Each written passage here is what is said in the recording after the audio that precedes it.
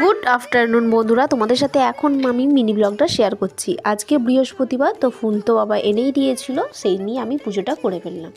দেখো অলমোস্ট আমার পুজো কমপ্লিট হয়ে গেছে। লক্ষ্মী ঠাকুরকে ফুল দিয়েছি, আমার শিব ঠাকুরকে দিয়েছি, আর এখানে আমি খেতে দিয়ে দিয়েছি আজকে এলাচ দানা।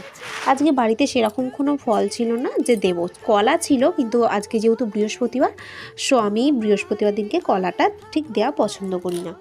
তারপর দেখো এখানে গোপুসোনাকে আমি আবার স্নান করিয়ে এই জামাটা পরিয়ে দিয়েছি।